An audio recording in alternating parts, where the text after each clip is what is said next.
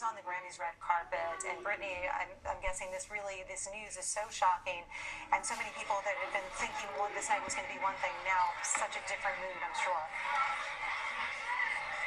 Exactly. I mean, many of us are just shaking out here, to be honest. It was started off as a joyous morning, has turned into just a devastating, shocking red carpet here at the Grammys. I can tell you that it felt like a wave, like it started coming through the carpet. Word of... All right, as you've been hearing from our CBSN LA station, CBS News confirms NBA legend Kobe Bryant is dead after a helicopter crash in Calabasas, California. Now, the Los Angeles County Sheriff said 5 people were on board. It is unclear who Bryant was traveling with. CBS News transportation correspondent Chris Van Cleve is joining us now on the phone. He's actually preparing to head to California. Chris, what do we know about this helicopter, and what do we know so far regarding this very early stage of the investigation? Well, this was a high-end Sikorsky helicopter that has a pretty good safety record as a whole. The S-76. It's certainly one of the things that the NTSB, who will eventually look into this crash, they're required by law, Elaine, to look into basically any aviation accident that results in a fatality. So they will certainly look at this crash.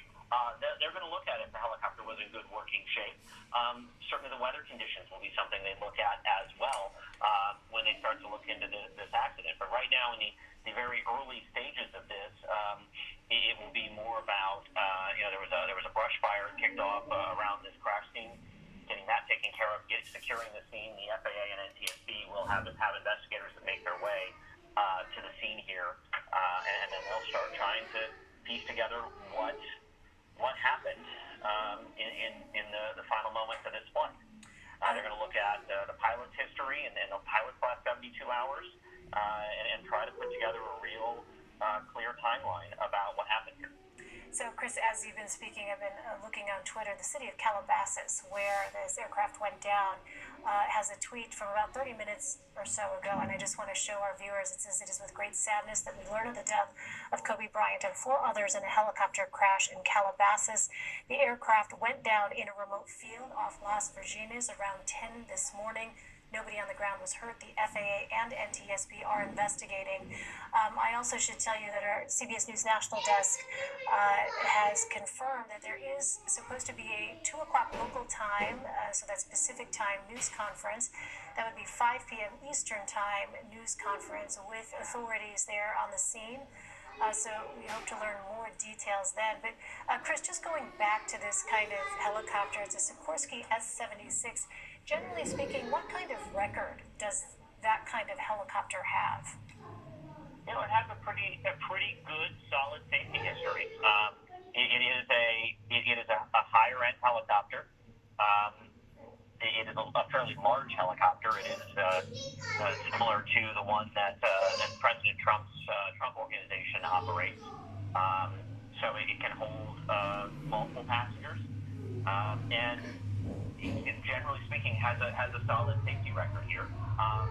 That said, clearly something went wrong this morning, and that will be really what the investigators, the NTSB and the FAA, will start to look at here. I don't think we'll get a lot of quick answers as to what brought the helicopter down at that press conference you're talking about in a few hours. Those facts tend to take a little bit of time to work out.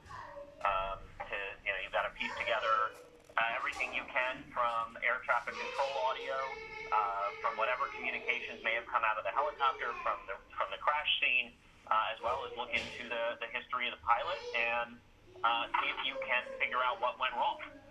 But this was a pretty good helicopter, Elaine. And Chris, I'm wondering, given the high-profile nature now of this crash, is there any kind of possibility that we might get information perhaps a little sooner?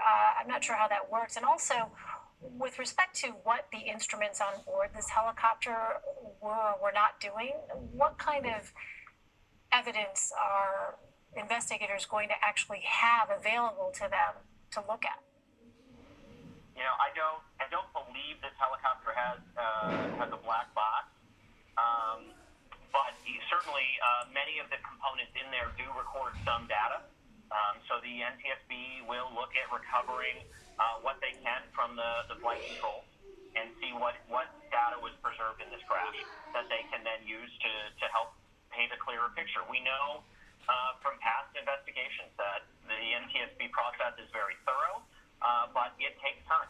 So it may be a year before there's a final report on this crash. Now, often details, or at least a picture of what happened, becomes clear in the coming days.